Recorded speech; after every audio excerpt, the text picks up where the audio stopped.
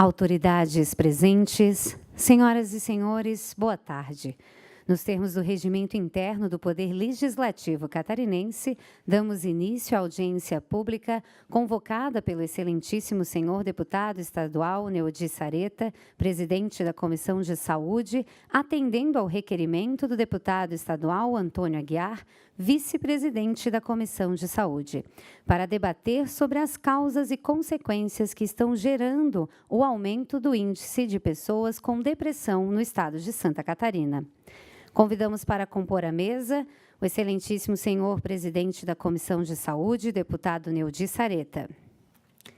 O excelentíssimo senhor vice-presidente da Comissão de Saúde, deputado estadual Antônio Aguiar. Convido o senhor médico psiquiatra da Secretaria Municipal de Saúde de Florianópolis, Marcelo Fialho.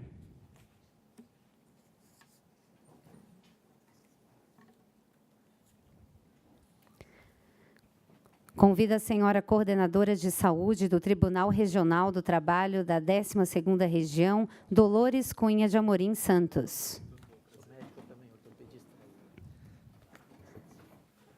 Convido a senhora psicóloga Anita Bacelar e a palestrante do dia. Convido o senhor coordenador do Centro de Valorização da Vida, José Vilela Sobreira. E o assessor parlamentar da Polícia Rodoviária Federal, Kleber da Silva Lemos.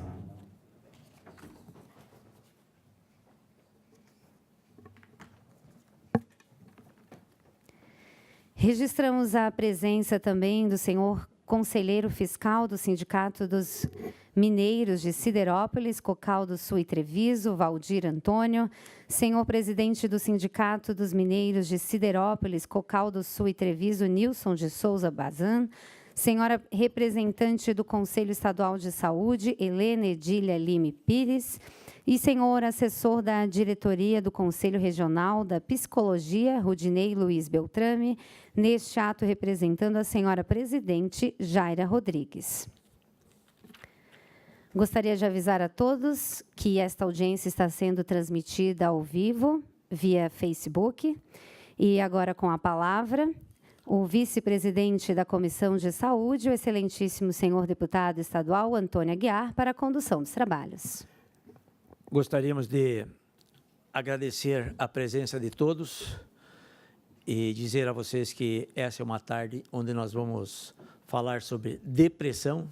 A depressão é, sim, uma doença que deve ser esmiuçada e nós estamos aqui para isso, para fazermos essa audiência pública e contribuir com a sociedade, para que possamos ter propostas melhores e fazer diagnósticos melhores e ter incentivos da parte da Secretaria de Saúde, da parte do governo federal e estadual, para que possamos melhorar os pacientes com depressão.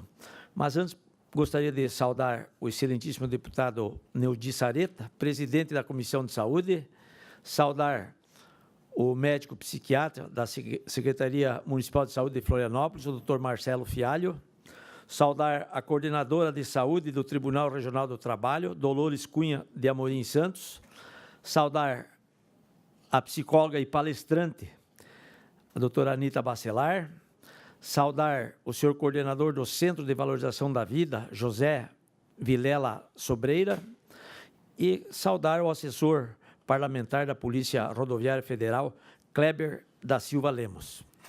Na sequência, vamos dar a palavra ao eminente deputado Neudi Sareta. Boa tarde a todos e a todas. Em nome do deputado Aguiar, proponente desta audiência pública e vice-presidente da Comissão de Saúde, cumprimento todas as demais lideranças já nominadas aqui na mesa e também que estão acompanhando. Acredito que essa é mais uma audiência pública importante que a Comissão de Saúde realiza.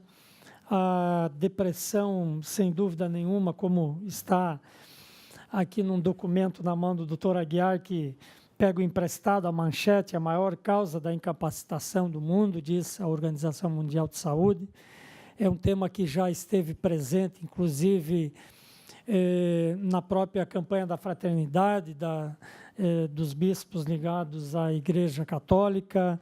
Enfim, é um tema que está no dia a dia da preocupação das pessoas, é um tema extremamente atual e preocupante. Então, eu creio que o deputado Aguiar teve esta proposição, foi feliz ao apresentar esta proposição, deputado Aguiar, e com certeza esperamos que aqui a gente possa ter um bom debate e também acharmos alguma forma, de uma maneira ou de outra, ajudarmos a também amenizar este problema que, como diz, é um dos problemas mais atuais, não só dos brasileiros, mas da humanidade. Então, desejo um bom trabalho a todos e, deputado Aguiar, em suas mãos está muito bem conduzida a nossa audiência e também os encaminhamentos que devem ser dados depois, em nome da Comissão de Saúde, Vossa Excelência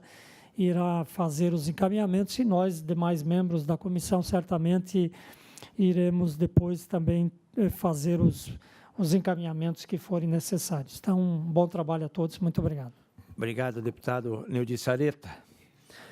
Passo a palavra à nossa palestrante, a psicóloga Anita Bacelar.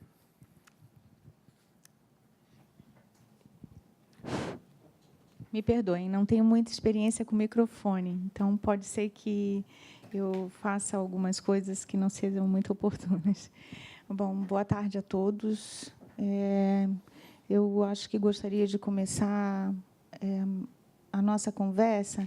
Sei que todos que vocês estão aqui se interessam pelo assunto e estão aqui exatamente por isso, mas queria um pouco chamar todos vocês um pouco como pessoas.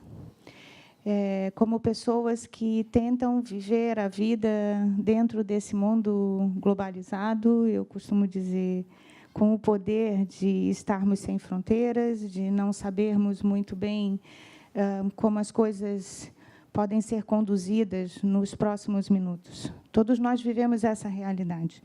Algumas pessoas acredito que têm mais resiliência para enfrentar o mundo moderno e outras têm menos resiliência. Para algumas fica mais difícil fazer alguns enfrentamentos necessários para poder crescer, para poder se desenvolver. Para algumas mais fácil, para algumas mais difíceis. Portanto, eu queria abrir o espaço para falar sobre a realidade da depressão, não como se a gente estivesse falando de um grupo à parte, separado de nós, mas como pessoas que também fazem parte de nós, que sofrem, vivem, que têm as suas dores, exatamente como todos nós temos, talvez com intensidades singulares, com saídas singulares, mas como nós. Foi assim que eu senti quando me convidaram para fazer parte dessa audiência, falando um pouco sobre a depressão. Eu não senti muita vontade de falar sobre todas as coisas teóricas que a gente conhece sobre a depressão de uma forma acadêmica, mas senti muita vontade que a gente pudesse refletir sobre isso de uma forma mais pessoal. É lógico que eu acredito que a maioria de vocês já saibam, as pesquisas não são nada favoráveis, assim como o deputado falou, as pesquisas são muito preocupantes. E foi com esse tom de preocupação e com o desejo de poder contribuir com essas reflexões que eu voltei nos dados, que vou sugerir que a gente acompanhe agora, para que a gente tenha uma noção de como que isso é realmente assustador. Eu fui tentando fazer uma pesquisa. A Organização Mundial da Saúde faz esse processo de derivação, né? E ela começa apresentando a quantidade de pessoas que têm episódios depressivos no mundo, considerando que os episódios depressivos eles podem ser do nível leve, moderado ou grave. A Organização Mundial ela reconhece a existência de 350 milhões de pessoas de diferentes faixas etárias no mundo com episódios depressivos. Daí a gente fica pensando, né? Gente, 350 milhões de pessoas. São muitas pessoas, não são poucas, né? Que, independente das causas, aparentes ou não, são pessoas que, de alguma forma, sofrem por um sentimento de incapacidade grifo nessa palavra, uma das maiores características dos episódios depressivos circundam essa sensação de impotência, de incapacidade, de falta de força para fazer alguma coisa pela própria vida. Mas daí não para por aí, né? Porque se nós pensarmos que nem todas as pessoas são diagnosticadas por uma série de contingências no mundo, eu fico pensando, nossa, mas se nem todas são diagnosticadas, então esse número provavelmente não é o número correto.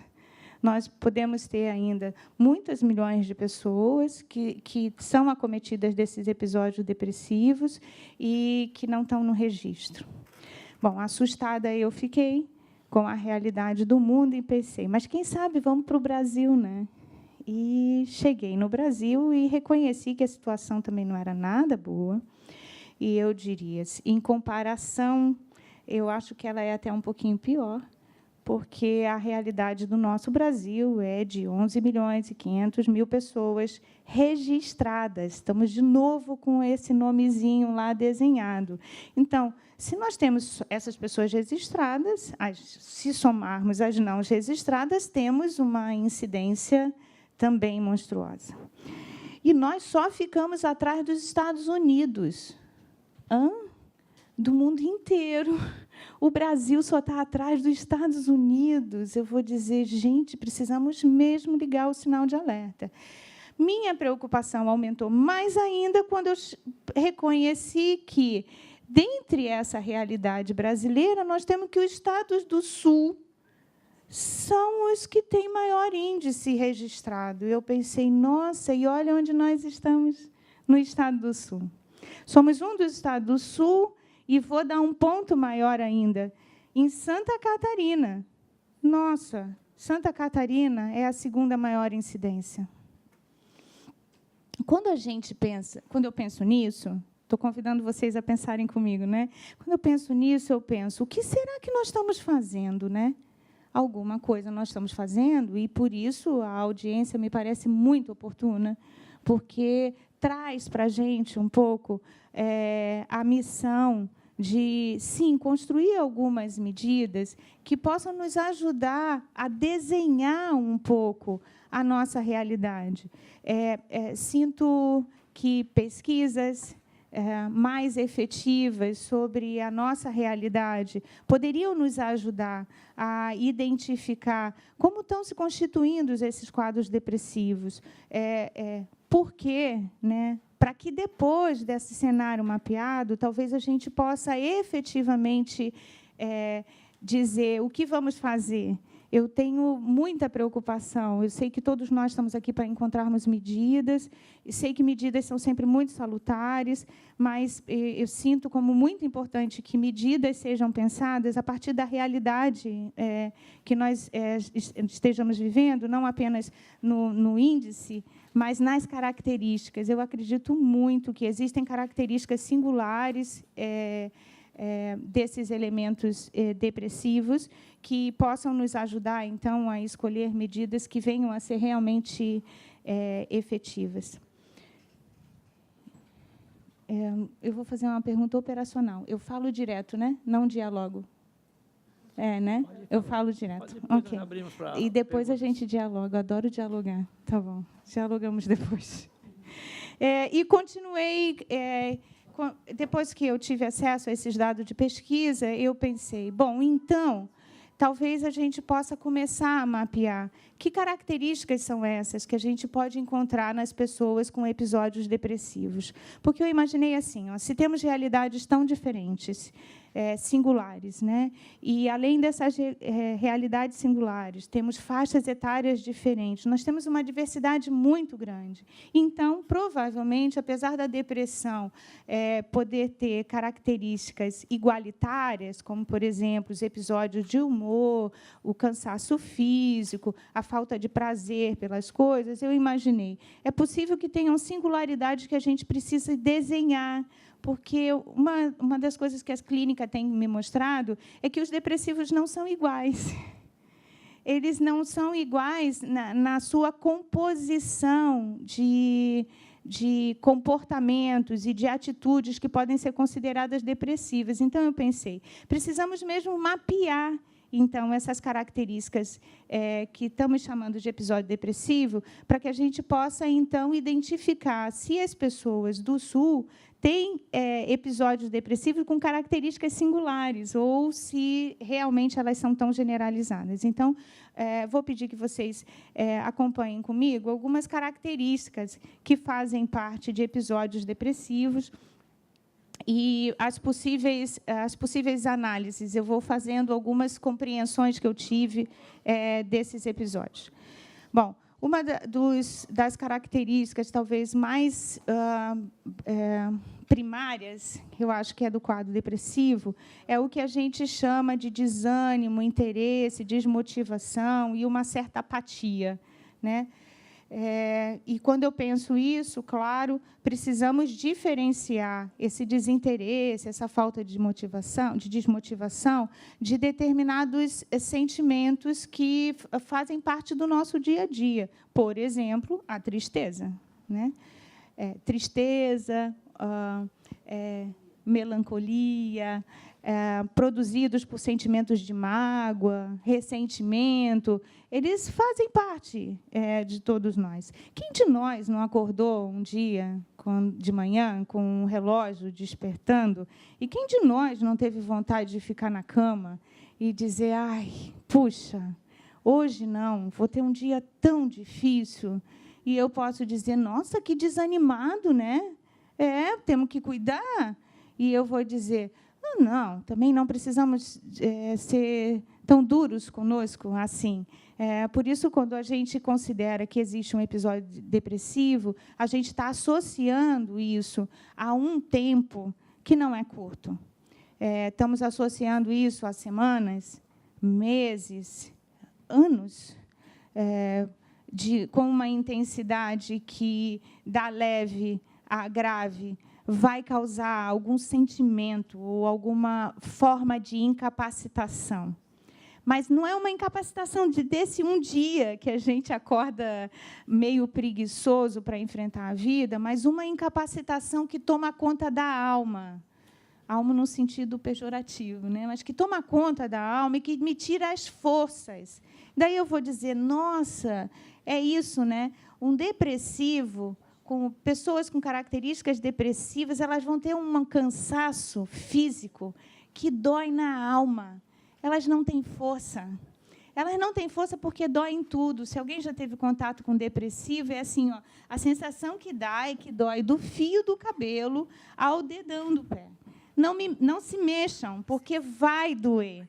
Então, quando a gente olha para essa sensação, a gente acaba precisando reconhecer que o esforço que a pessoa tem que fazer para qualquer coisa que seja é absurdo. Às vezes, eu estou em contato com depressivos e a sensação que eu tenho é que me cansa só de olhar o esforço que eles precisam fazer para dar cabo de uma coisa pequenininha, às vezes pegar um copo d'água, né? Vejam o que eu estou sugerindo. Eu estou sugerindo que a gente se coloque na alma desse depressivo. A gente comete um equívoco, às vezes, de olhar as atitudes de um depressivo fora da gente, né? Então, a gente olha para ele de fora dele e a gente acredita que vai dar conta de avaliar o que ele está sentindo. E não é pouco comum a gente dizer: anda, força, coragem. Se você se esforçar, você consegue. Olha o que a gente está fazendo. A gente está olhando para eles a partir da gente, não a partir do que eles estão sentindo. Então, identificar exatamente o que um depressivo sente, com que identidade, com que intensidade ele sente, exige talvez seja uma palavra forte, porque eu acredito muito nisso. Precisamos olhar a vida do ponto de vista dele e não do nosso ponto de vista, porque a gente vai entender os problemas de sono que ele tem, vai entender como é difícil dormir quando um corpo fica pesado. Mas, ao mesmo tempo, vamos entender também por que ele dorme demais e está sempre dizendo que está cansado. É um outro ponto de vista. E, nesse processo todo, de vários distúrbios e várias dores físicas e emocionais, o que nós temos de mais característico nesses depressivos é a ausência de prazer. Eles perdem o prazer pela vida. Estranho, né, para quem não é depressivo, olhar para uma pessoa e ver que ela não tem prazer. Parece que não faz sentido. Mas, se nós colocarmos todas essas sensações dentro de nós, sim, a gente vai se perguntar, qual a graça que é viver? Vale a pena para quê, se tudo que eu tenho que fazer precisa de tanto esforço? Tudo isso sem falar nas pessoas que não me entendem? Não. Pior do que não me entenderem, né? Elas não me ajudam. Vestir a roupa do depressivo, vocês viram, né? Elas não me ajudam mesmo, assim uma pessoa pensa. Porque, puxa, podia facilitar o meu lado, né? Não está vendo que está difícil? Por que eles não fazem por mim? Pois é. É uma outra característica emocional do depressivo. Os episódios depressivos deixam ele tão cansado, que eles acreditam, por um tempo, que a saída da vida deles somos nós. Mas não somos nós como facilitadores do processo deles. Somos nós como pessoas que vamos fazer por eles. E eles pedem. Eles pedem que nós nos ajudemos eles a irem ao médico, ou arrumar um trabalho, ou fazer um trabalho. Eles pedem, e, na maioria das vezes, a gente, compadecidos por essa realidade, a gente faz. Só que, ao fazer, a gente desconsidera que nós estamos fazendo algo por ele e desacreditando cada vez mais neles. Quanto mais fazemos por eles, menor a possibilidade que eles têm de encontrarem saída para fazer por eles mesmos. Nós fazemos pelo bem. Nós fazemos porque estamos sensibilizados com as dores deles. E nem nos percebemos que, ao estar sensibilizado pela dor, a gente afunda eles mais ainda na dor. Por quê? Porque eles aí assentam na cadeira da incapacidade. Nós não estamos fazendo isso de propósito. Nós estamos fazendo isso para ajudar. Por isso me preocupam as medidas, porque precisamos cuidar para que as medidas não lancem eles em um movimento de incapacidade maior do que eles já estão.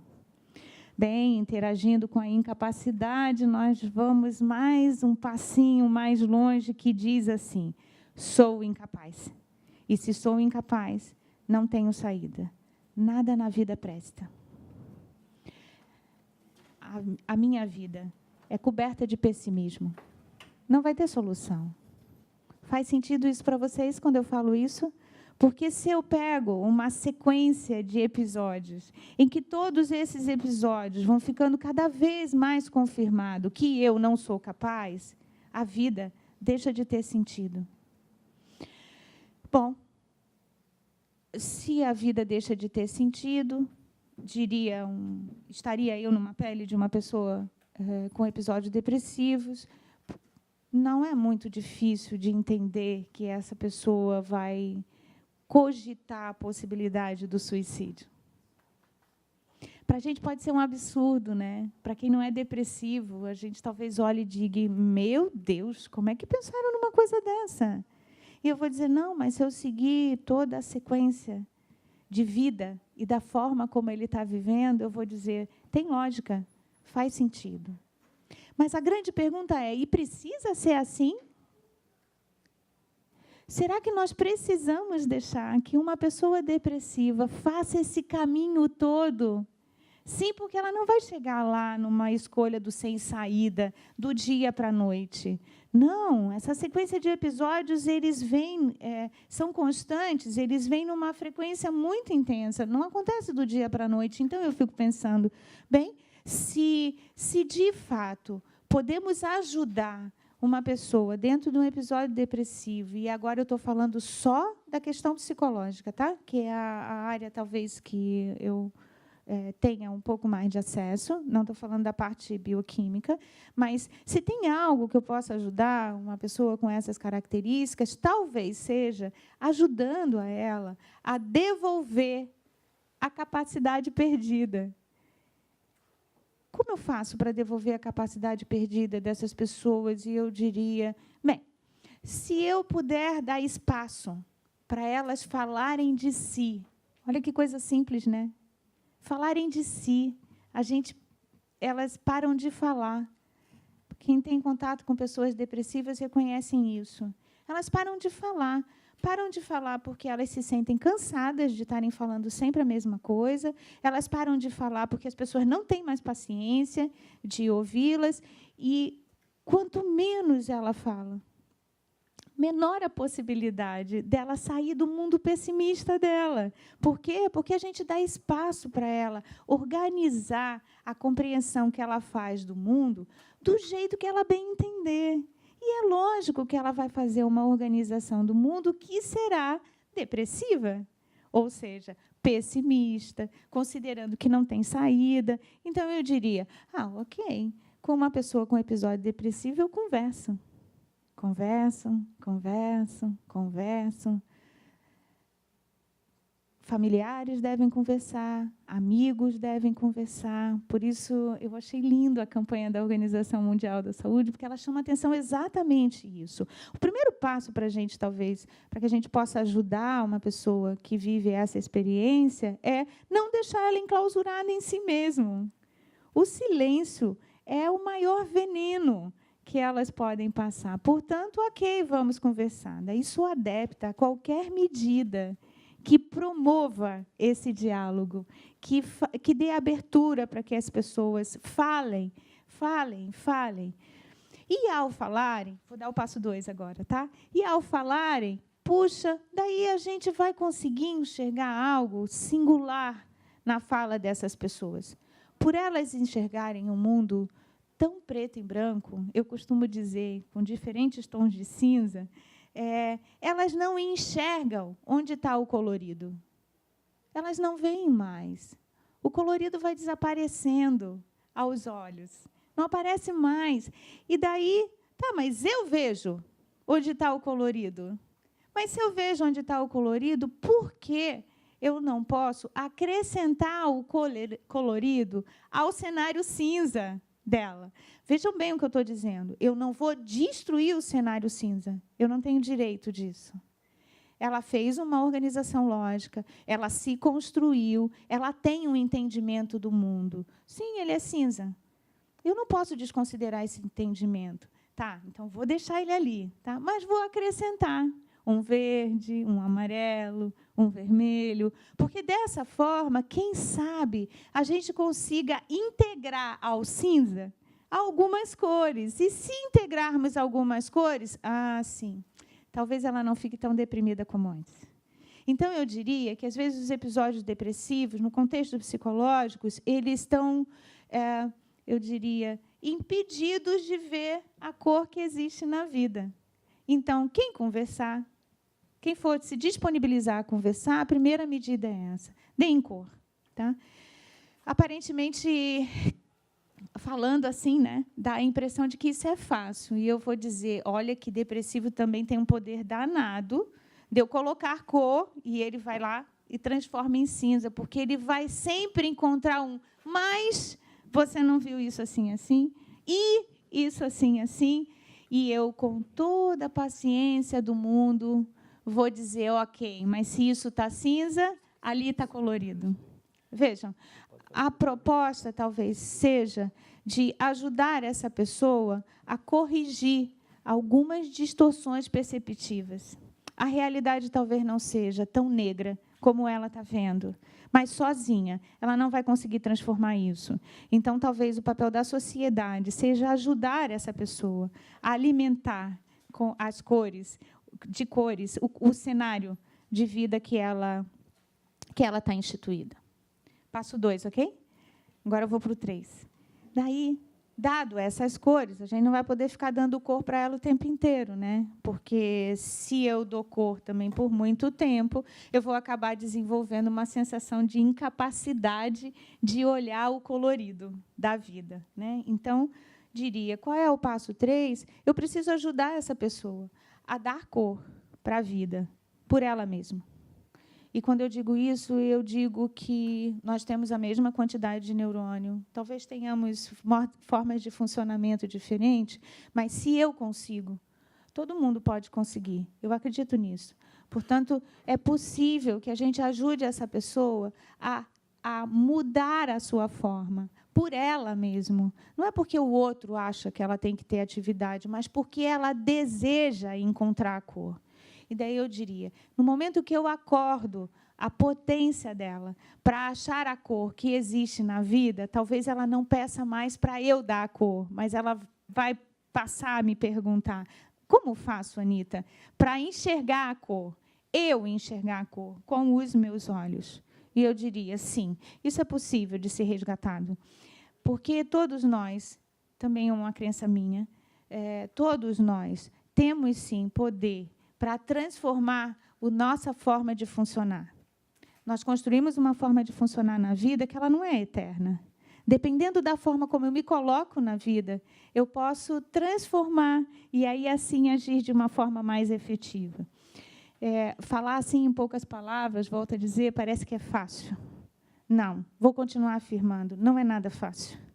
É um trabalho árduo, que depende não só de nós, depende do desejo deles também.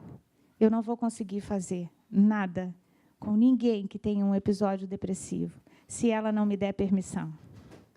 Se ela, no mínimo, não me der a mão e dizer, Anita, estamos juntos, eu quero conhecer esse teu outro lado. Quero dizer com isso que, por mais que a gente queira, as questões não podem estar sendo vistas apenas como a gente sendo o solucionador dos problemas daquelas pessoas que têm depressão. Eu acredito muito que, como um todo, juntos, nós e eles, podemos, sim, transformar esse mundo cinza para o mundo colorido, sem desconsiderar a capacidade que eles têm de poder transformar a si mesmo, que eu acho que é o centro da questão. Muito obrigada.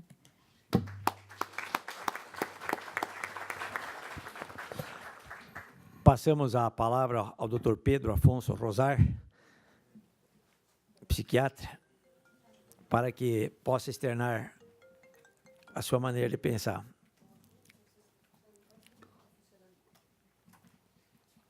Alô? Você não está me ouvindo? Bom, eu gostaria de dar boa tarde a todos, cumprimentar a gentileza do espaço, né? Eu vim aqui individualmente, assim, por causa do interesse mesmo, mas eu também faço parte da Associação Catarinense de Psiquiatria.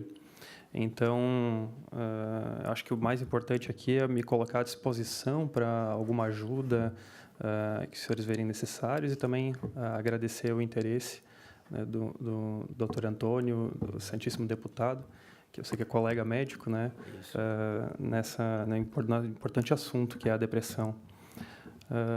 Assim como a psicóloga Alice colocou, de forma tão empática, assim, o ponto de vista do depressivo e das pessoas que tratam, assim, acho que foi bem importante.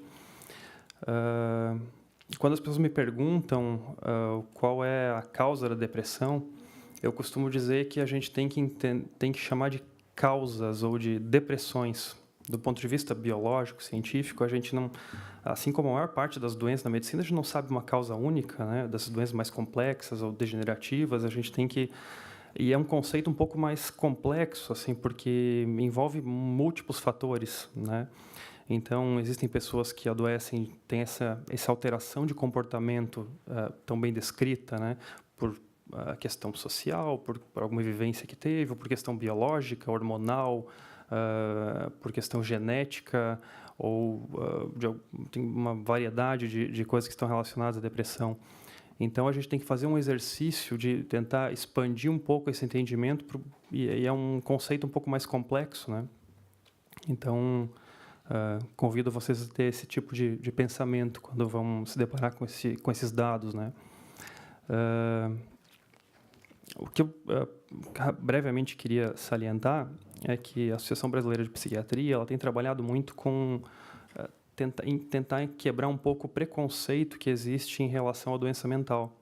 Isso é uma coisa que a gente acha que é muito importante, e porque, assim, além do preconceito que a nossa sociedade tem a respeito da doença mental, ela se estende, né, ao remédio do psiquiatra, ou ao psiquiatra, se estende ao local onde a pessoa faz tratamento. Quer dizer, o preconceito é tão forte que ele se estende tanto de uma forma que muitas vezes impossibilita ou afasta as pessoas do tratamento.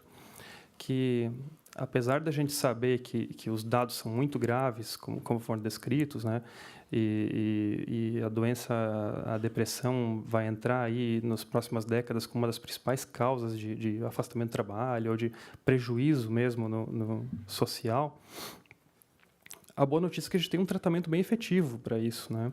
A gente consegue ajudar a maior parte das pessoas, seja com medicação, internação, uma boa parte delas precisa de psicoterapia, que é uma forma de tratamento também.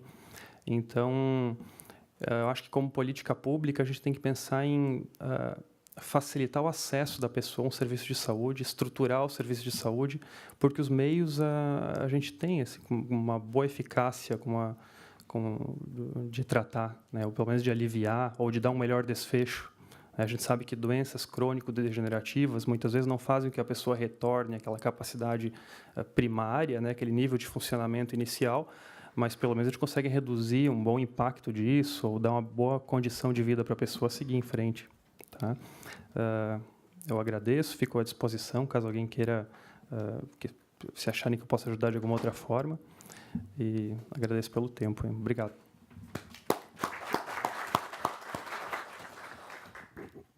Gostaríamos de passar a palavra ao médico psiquiatra da Secretaria Municipal de Saúde de Florianópolis, Dr. Marcelo Fialho. Bom, boa tarde a todos. Também, em primeiro lugar, gostaria de agradecer o convite para estar aqui, podendo fazer essa discussão, que é uma discussão absolutamente importante, crítica, eu diria até hoje, quando a gente pensa no... E aí eu vou falar do meu local, né? Quando a gente pensa nas políticas públicas de saúde, né? No país e no mundo inteiro. A depressão vem se afirmando como um problema grave de saúde já há bastante tempo, e a Organização Mundial de Saúde vem demonstrando que, nas últimas décadas, a sua incidência, sua prevalência vem aumentando significativamente em todos os países do mundo, né? Inclusive, mais recentemente, inclusive com outros públicos que habitualmente não eram seus afetos, como, por exemplo, hoje a gente tem uma realidade bastante complexa com relação à depressão na infância e na adolescência, né? São quadros que vêm se apresentando de uma forma bastante significativa, né? Nas estatísticas, mas também na vida das pessoas e das famílias. Acho que uma das coisas importantes, o Pedro traz aqui, e a Anita também, depressão ela é uma situação bastante complexa, e quando a gente vai discutir então o suicídio, ela se torna mais complexa ainda, porque, enfim, nem todas as situações de suicídio estão relacionadas à depressão. Acho que é importante que a gente também vá fazendo alguns apontamentos, né? Então, tem fenômenos aí que são sociológicos, fenômenos antropológicos, fenômenos de saúde, enfim, que se atravessam no tema do suicídio e que a gente precisa entender claramente sobre o que a gente está falando. Mas, sem dúvida nenhuma, a depressão é hoje uma das principais, vamos dizer assim, causas relacionadas ao suicídio, né? Então, essa relação também é verdadeira. Uma das coisas importantes, e o Pedro traz isso quando ele apresenta, é que a gente precisa pensar em como as pessoas têm acesso a cuidados de saúde. E aí a gente esbarra num problema ainda não superado, nem por nós, profissionais de saúde, que é uma separação cartesiana, ou seja, lá do século XVII, que ainda se mantém entre mente e corpo. Essa separação que, enfim, a pós-modernidade já questionou e já desconstruiu do ponto de vista teórico, na prática ela ainda existe. E nós ainda fazemos uma diferença entre o que seja uma saúde do corpo e uma saúde mental, de uma forma absolutamente... quero usar um termo que não seja muito agressivo, mas, enfim, que não seja tão infantil, né? Não há como se pensar em qualquer problema de saúde que não seja também um problema de saúde mental, e não há como se pensar num problema de saúde mental que não seja efetivamente um problema de saúde. Tentar separar essas duas dimensões se mostrou absolutamente inadequado, né? Então, nós precisamos retomar aí ao que a Organização Mundial de Saúde vem defendendo desde 1948, que é pensar num conceito de saúde que integre os aspectos biológicos, psicológicos e sociais. Nós ainda não conseguimos fazer isso na prática. Então, acho que essa é uma questão importante para a gente poder discutir depressão e, fundamentalmente, discutir suicídio. Com relação aos cuidados e aos acessos aos cuidados, a gente tem uma realidade também que a própria Organização Mundial de Saúde apresenta como um gap entre as necessidades de cuidado de saúde do ponto de vista da subjetividade de alguém e o real possibilidade de acesso a cuidado. E isso é, nos países desenvolvidos, em torno de 50%. Estou falando aqui de países que têm um orçamento para a saúde muitas vezes maior do que o orçamento, por exemplo, que o Brasil tem. Vou usar, por exemplo, o exemplo do sistema canadense, do sistema inglês de saúde, que são sistemas únicos de saúde, que se assemelham um pouco ao sistema brasileiro. 50% das pessoas com sofrimento psíquico significativo, ou seja, que atrapalhe o funcionamento da sua vida, não tem acesso a cuidados de saúde específicos, né? Então, vocês transportem essa realidade para países onde a gente tem, vamos pensar assim, uma implementação de um sistema de saúde que ainda não se fez de todo, né? Então, acho que essa é uma questão importante, né? Vem também a relacionar a questão do que a Anita está falando. Então, não existe também, segundo a Organização Mundial de Saúde, a possibilidade de que nós cuidemos desse tipo de sofrimento unicamente com especialistas no que a gente chama de saúde mental. Nós não temos psicólogos e psiquiatras formados no mundo que vão dar conta dessa necessidade. Ou seja, o que a gente está querendo dizer com isso, gente? Ou nós passamos a discutir cuidados sobre o sofrimento psíquico para além dos especialistas, ou seja, nós temos que incluir aí todos os trabalhadores da saúde, mas não só, também os trabalhadores da assistência social, também os educadores, também a sociedade civil como um todo, ou a gente não vai conseguir se aproximar de um real cuidado à necessidade que a população tem nesse ponto. Ou seja, ou trabalhamos juntos e coordenados, e aí entendemos qual é o aspecto específico que cada um de nós pode ter nesse processo, ou dificilmente a gente consegue fazer frente a essa situação que a gente está vendo ser enunciada aqui desde o início desse encontro, né? Com isso, acho que tem algumas questões específicas que precisávamos avançar, né? Especificamente hoje no Brasil, ao contrário de vários países do mundo, nós não temos ainda uma política clara que discuta a questão da prevenção do suicídio. O último material que nós temos publicado é um material adaptado da Organização Mundial de Saúde, foi publicado em 2006, que são orientações do Ministério da Saúde às equipes de saúde da família, então aos médicos e enfermeiros de saúde da família, e aos profissionais específicos da saúde mental que trabalham em serviços especializados. São 2 documentos que foram publicados ainda lá em 2006.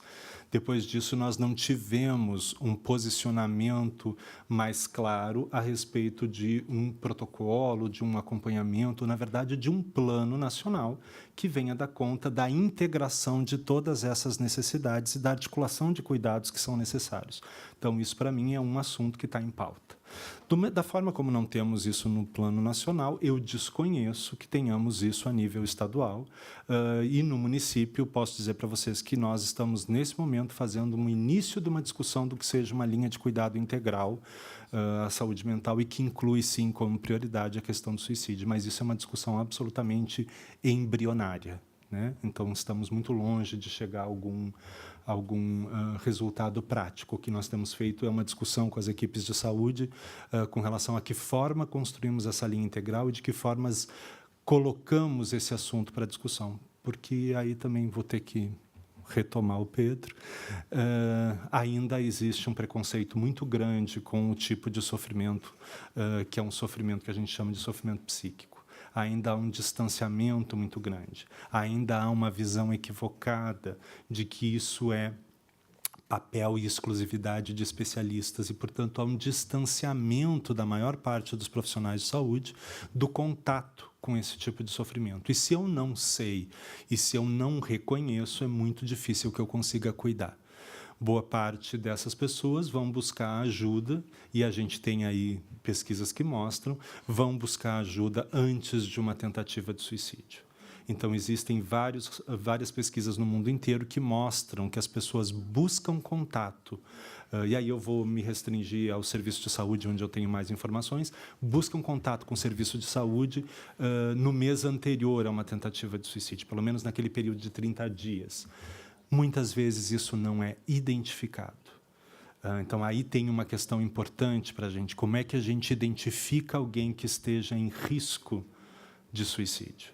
E entendendo que esse risco é um risco estratificado, ou seja, nós temos desde a ideia de que eu gostaria de sumir, até a ideia de que se eu morresse seria ótimo, até a ideia de penso em fazer alguma coisa contra mim, ou começo a adquirir algum meio, como, por exemplo, compro uma corda, ou compro veneno, ou compro um meio que possa realmente resultar num ataque a si mesmo, e a tentativa de suicídio. O que eu estou querendo dizer é que existe uma graduação de gravidade na apresentação desse pensamento e desses atos, e por isso que a gente pode falar em prevenção do suicídio.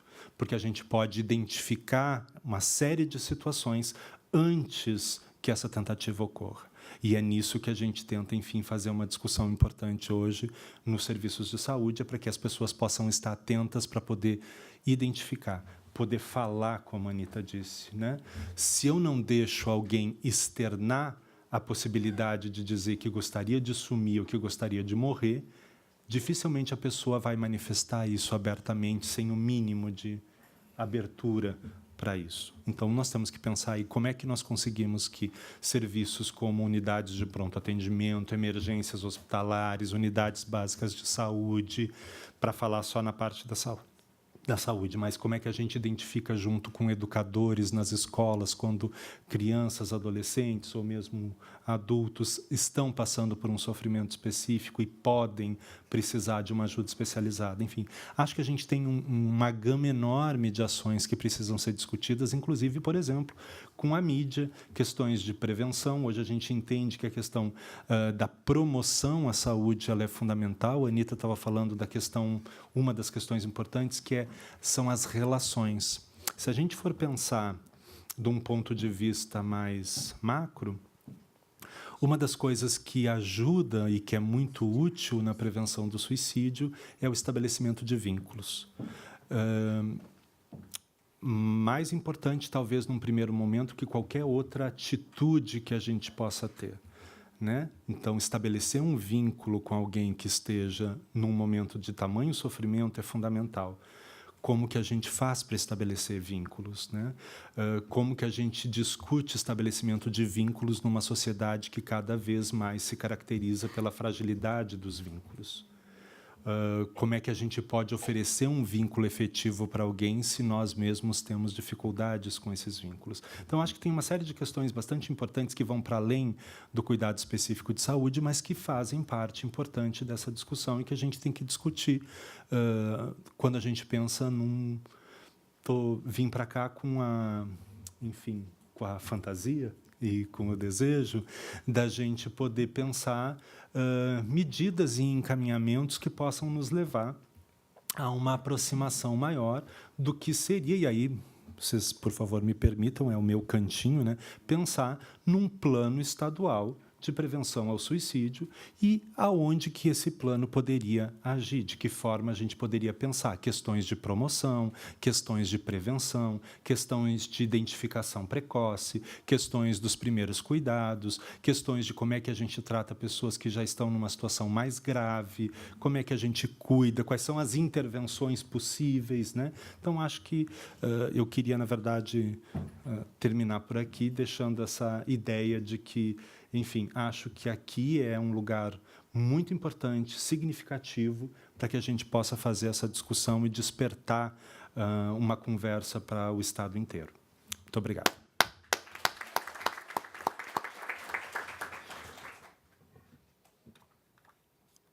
Gostaríamos de ceder a palavra à coordenadora da Saúde do Tribunal Regional do Trabalho, Dolores Cunha de Amorim Santos.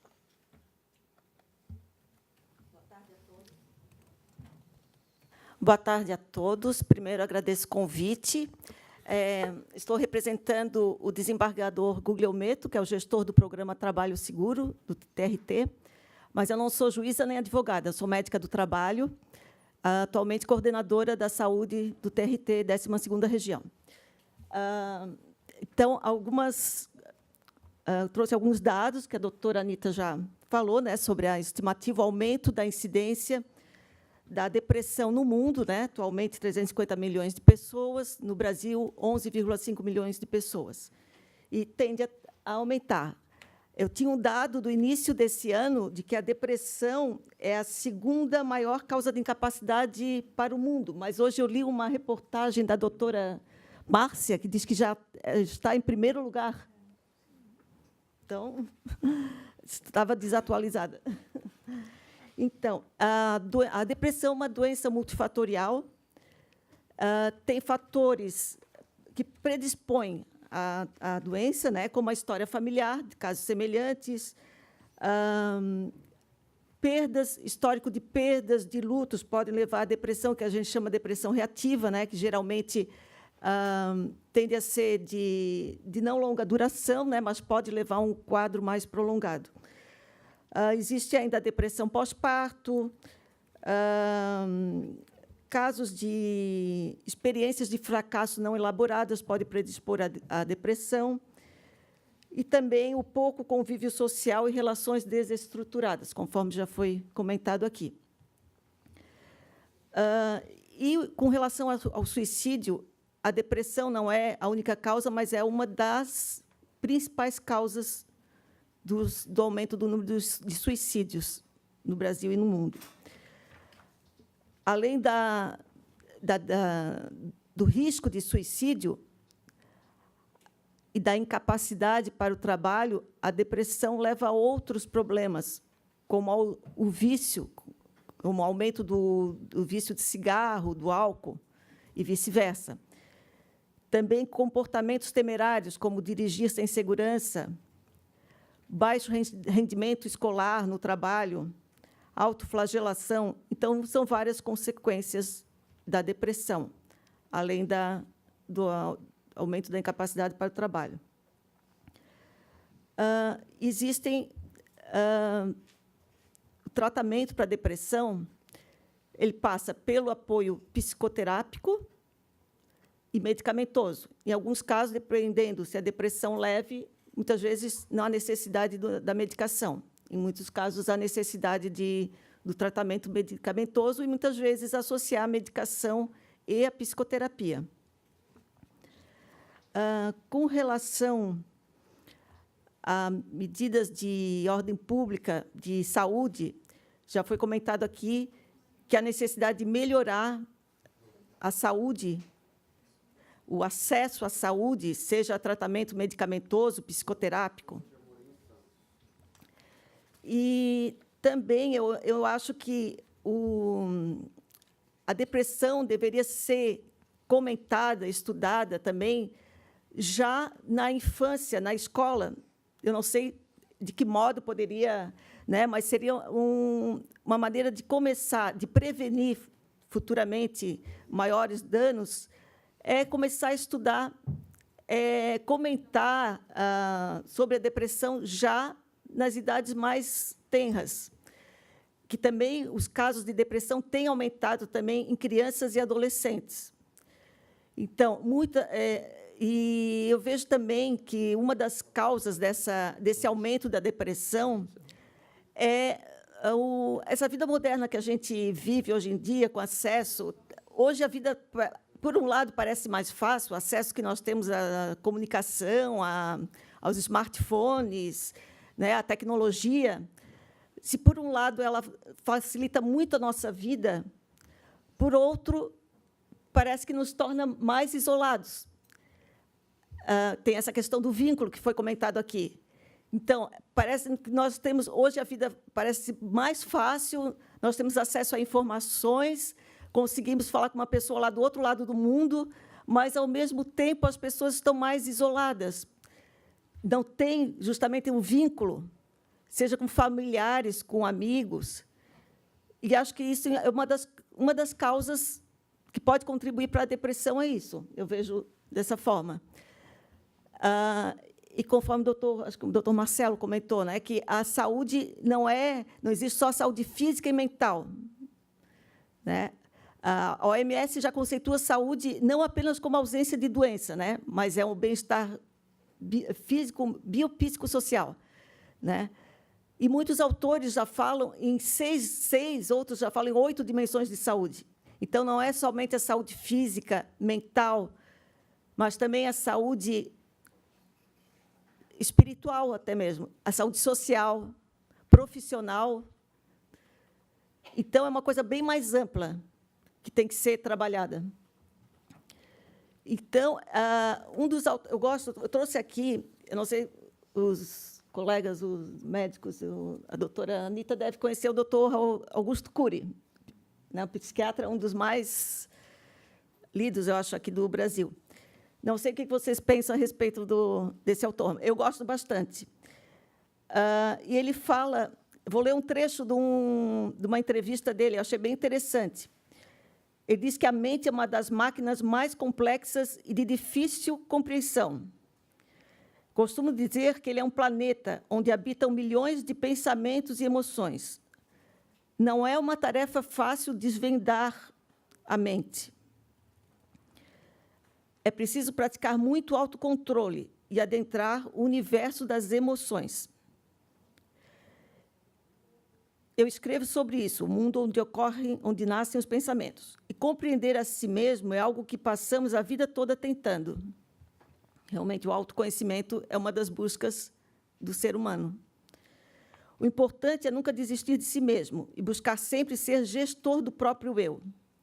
Quando assumimos as rédeas da nossa vida e adentramos os nossos mais profundos vales da emoção e as dominamos, somos muito mais felizes. Então, nós temos condições de ser felizes. E não é só o ter, é o ser. Hoje se dá muita importância ao ter. O aumento do consumismo, as metas, busca por metas, competições. Isso também leva a gente a se deprimir. Então, eu acho que o que nós temos que fazer é, como diz o doutor Augusto Cury, é gerenciar nossas emoções. Agora, como fazer isso? Não é fácil, mas começa por aí. Então, eu acho que nós precisamos, além de lutar por ter melhores condições de saúde em todas as áreas, melhorar o sistema de saúde, inclusive nos CAPs, buscar também melhorar a educação também. Acho que muita coisa passa pela educação. Uma coisa já batida, mas é isso, é saúde e educação. E as pessoas tendo mais informação também têm condições também de ter uma maior qualidade de vida. Era isso que eu queria contribuir.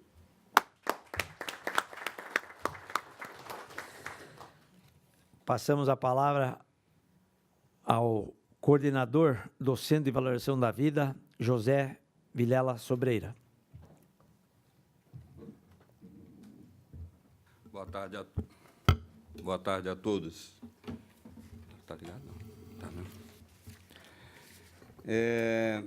Ouvindo os que me antecederam, eu estava pensando onde é que entra o CVV nesta situação. O CVV, não sei se todos sabem, é o Centro de Valorização da Vida, que existe no Brasil há 55 anos. Aqui, em Florianópolis, nós estamos há 25. Além de Florianópolis, nós temos em Santa Catarina mais 11 postos. Da autoria do nosso nobre deputado Antônio Aguiar, em 2009, se não me falha a memória, eu estou aqui falando de cabeça, foi criada a Lei Estadual da Semana de Valorização da Vida, que ocorre sempre no mês de maio de cada ano. Esta semana, eu acho que é uma semana propícia, né, senhor deputado, para que a gente possa pensar e trabalhar muito a respeito desse tema que está sendo debatido aqui hoje, que é a depressão. Eu gostaria de trazer alguns dados também a respeito de depressão e de suicídio. Segundo a Organização Mundial da Saúde, cerca de 800 a 1 milhão de pessoas se matam anualmente.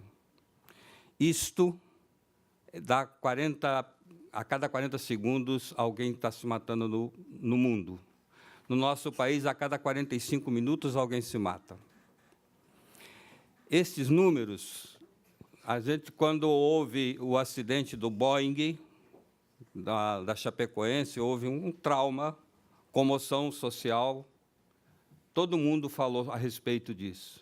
Se a gente quiser fazer um paralelo, todos os dias é como se caísse pelo menos 10 Boeings, todos os dias, com 300 pessoas. E esse assunto está submerso, ninguém fala, ninguém conversa, porque tem o tabu, tem o estigma, e precisa ser rompido isto. O CVV está nesta luta há mais de 50 anos, conversando, discutindo, ouvindo, acolhendo, de uma maneira fraterna, sem julgamentos, as pessoas que estão, em dados momentos de sua vida, fragilizadas e não têm, às vezes, com quem desabafar, com quem dividir aquele momento. E depressão está nesse mundo. Segundo a doutora Ana Beatriz Barbosa, ela escreveu um livro recente agora, Mentes Depressivas, e lá ela fala, numa parte do seu livro, que a depressão é a doença mais humana e democrática que possa existir, porque ela está em todas as faixas. Ela pega o branco, o preto, o amarelo, pega o rico, o pobre, pega o católico, o budista, seja lá quem for, todos nós, porque a depressão é algo de humano, de quem tem consciência. Então, há que se fazer alguma coisa. Não sei se foi a doutora que falou ainda há pouco da questão da criança e da juventude. Ela aborda esse tema, como está havendo. E uma coisa que me chama muita atenção e que me deixa muito assustado é o índice de suicídio nos jovens. O maior índice de suicídio atualmente está na faixa, pelo menos no nosso país, na faixa de 15 a 29 anos. Nós não podemos continuar de braços cruzados, simplesmente fazendo de conta que isso não me toca, isso não me diz respeito. Dificilmente, de todos nós que estamos aqui nesta sala, neste ambiente, neste auditório, não conhece alguma história de alguém que se matou. É difícil saber, conhecer, talvez, algum assassino, a não ser pelo jornal. Mas, pessoalmente, ele está muito próximo. Então, há que se romper essas barreiras e se conversar, e se pensar, e se refletir a respeito destes assuntos. Eu vi, esses dias, falando ainda de números, que cerca de 800 bilhões de reais são gastos com a questão da incapacidade profissional. São números muito sérios, né, gente? Nós que estamos vivendo num mundo de desemprego, no nosso país atualmente, quantas pessoas entram em depressão por uma questão social, econômica? Nós temos que conversar, sim, sobre isso. E temos que conversar sem preconceitos, sem rotular. A Ana Beatriz, no seu livro, inclusive, fala que está chegando um momento que ninguém mais é dono da verdade, que só eu sei lidar com depressão. Não sou eu psiquiatra, não sou só eu psicólogo, não sou só eu sabe, sociólogo, seja lá o que for, mas o conjunto dessas forças. E o doutor Marcelo aqui, ainda há pouco, falou que precisa ir além. O CVV não tem a função de terapia, mas ele tem efeito terapêutico. Isso é comprovado pela Associação de Psiquiatras, de Psicólogos, porque só o fato da pessoa poder desabafar, poder falar, poder dizer da sua dor, até da sua alegria, sem dizer que sem alguém falar do outro lado que ela está errada, eu acho que isso já é um grande caminho para que a pessoa se sentir, no mínimo, entendida ou compreendida que, poxa, esta vida que eu estou levando está uma M. Eu não gostaria de continuar nisso. E, como disse a Anita atrás, não vejo outra solução que não, às vezes, sair da vida. E eu, que estou escutando, entender que isso é verdadeiro. Não preciso concordar com ela, mas perceber e acolher que isso possa estar passando na cabeça dessa pessoa. O CVV lançou, recentemente, uma cartilha falando abertamente sobre suicídio. Quem entrar no site do CVV vai encontrar essa disponibilidade. O ano passado, nós, na Setembro Amarelo, através do CVV, eu tive a oportunidade de participar de várias atividades aqui na cidade, e, numa delas, junto com uma colega de trabalho, a Marlise, nós tivemos em várias escolas, mas, numa das escolas, conversando particularmente com alunas, 2 aluninhas de 13 anos, elas já tinham atentado contra a sua própria vida mais de 3 vezes. E a escola não sabia, os pais tomaram conhecimento depois, elas chegaram até a falar conosco que chegou aí numa unidade de serviço, de saúde, e lá foi dito que eles tinham mais o que fazer do que ficar conversando com criança com ideias bobinhas.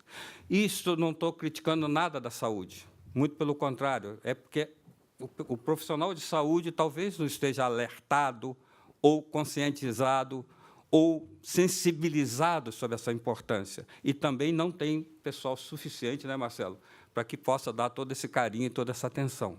As escolas precisam entrar nesse sistema. Se somarmos forças, eu acho que isso pode ser diminuído.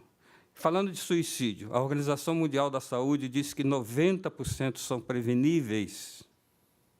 Se é 1 milhão, pelo menos 100 mil pessoas, 900 mil pessoas seriam salvas se fosse usado medicamento, atenção, e etc., etc. e tal. Então, seria esse o primeiro momento que eu gostaria de falar. O CVV aqui está situado aqui na Avenida Círio Luz, no 639, na sala 408, atende de manhã à noite e através do telefone. Nós também atendemos pela web e criamos recentemente aqui em Florianópolis o chamado Grupo de Apoio aos Sobreviventes do Suicídio, o GAS. Para que é o GAS? Para poder dar um espaço, a exemplo, assim, para a gente ter um paralelo, a exemplo do AA, em que pessoas que foram impactadas, que sofreram com a questão do suicídio, ou atentaram contra a vida, ou aqueles sobreviventes, seus parentes, amigos, possam ir lá nesse ambiente e conversar sobre. Porque o suicídio é tabu e é um estigma. Quem se suicida é tido como fraco ou forte. E as pessoas que ficam, os sobreviventes, são acusados de culpados, de uma porção de coisas que não é bem assim. Eu não tenho esse tempo todo para discorrer sobre, mas o GAS tem essa finalidade, esse grupo de apoio ao suicídio, ao sobrevivente do suicídio. Depois eu vou distribuir alguns cartões, se alguém puder fazer divulgação, a gente fica agradecido. Obrigado. Passamos a palavra ao assessor parlamentar da Polícia Rodoviária Federal, o senhor Kleber da Silva Lemos. Antes, porém, agradecer a presença da gerente de saúde ocupacional, Alessandra da Cruz Serafim. Também agradecer a presença de Maria Esther Baibich, porque representa o Sindicato das Psicólogas de Santa Catarina. Com a palavra. Boa tarde a todos. Agradeço o convite para compor a mesa. A minha área é diversa da área da saúde, tenho formação jurídica, mas, ao passo que ouvi o seu pronunciamento, do doutor da Sociedade de Psiquiatria, percebi que a categoria que eu represento aqui está inserida, sim, e tem apontamentos para isso. tanto na depressão em si, como no que enseja o suicídio, né? A gente tem essa cifra na instituição. De toda forma, também, como membro da sociedade, a gente percebe, né, essa condição. Eu mesmo tenho um quadro na família, né, e quando trabalhava na atividade fim, detectei essa doença, me deparei com isso. E daí me utilizando da sua fala, né, percebo assim que o importante nessa fase é a detecção, né? Porque o doutor falou acerca da eficiência do tratamento, né? E a gente acredita nisso. Agora, detectar é complicado, porque quando alguém com depressão está à sua frente, você vê o quê? Você vê uma saída trivial, né? Porque você está analisando do seu ponto de vista. E a doutora Anita aqui falou, faça empatia, passe para a posição do outro, e aí você vê que o mundo que ela vê é cinza, mas tente colocar algumas cores nele, né? E, então, a gente percebe isso, é localizado. O que a gente fez lá na instituição? A gente criou a Patrulha da Saúde. Por quê? Porque a atividade é de risco, e a atividade fica mais de risco ainda quando o componente policial sofre dessa depressão e, com o emprego da arma, enfim, no uso da sua atividade, acaba incorrendo em atitudes que, posteriormente, vão causar problema para a sociedade. Então, a gente fez essa Patrulha da Saúde, e essa Patrulha da Saúde ela é itinerante, ela vai detectar exatamente esses mínimos indicações de que a pessoa está sofrendo de algum quadro, né? Não necessariamente ela tenha depressão, né? Evidentemente, mas que possa comprometer a atividade fim.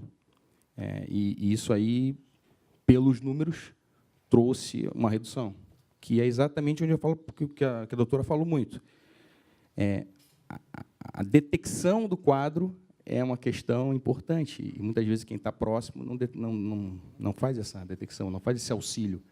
E essa Patrulha da Saúde, que era formada por um psicólogo, um psiquiatra e um assistente social, itinerou.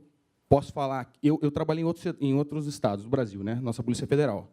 Eu digo assim, ó, com relação aos seus números que a senhora falou, que o Sul é apontado, está em destaque, né, no índice, né?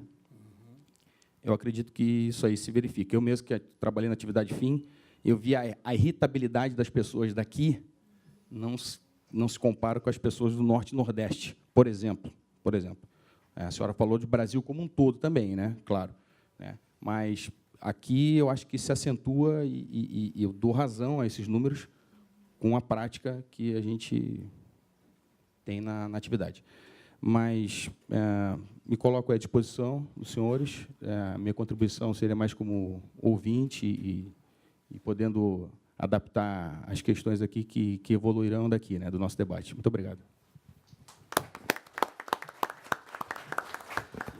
Nós queríamos agradecer a todos os componentes da mesa que deram a sua opinião e a sua contribuição para a sociedade, com os seus depoimentos, com as suas palestras e com a sua maneira de ver a nossa depressão na sociedade de hoje. Eu gostaria de dizer a vocês que essa é uma audiência pública para encaminhamentos. Eu gostaria de fazer uma pergunta ao Dr. Marcelo. Eu estou com depressão. Como é que eu vou lá na Secretaria da Saúde de Florianópolis ser encaminhado para ser atendido como paciente de depressão? Na verdade, depressão ou qualquer outro problema de saúde vai ser avaliado, no primeiro lugar, pela equipe de saúde da família do local onde a pessoa reside. Então, primeira busca por cuidado, ela deve ser na própria unidade de saúde que a pessoa conhece ou que ela está vinculada. Acho que esse é o primeiro movimento. A partir daí é que se começam as conversas, as avaliações, para entender a gravidade dessa situação e entender que tipo de intervenções são as mais adequadas para aquela pessoa naquele momento. A consulta é marcada, então, na unidade da saúde da família, é isso? Na unidade de saúde da família. Perfeito. Aí há um encaminhamento. A partir daí são feitos os encaminhamentos. Pode fazer a pergunta. Diga o seu nome. Me chamo Helena.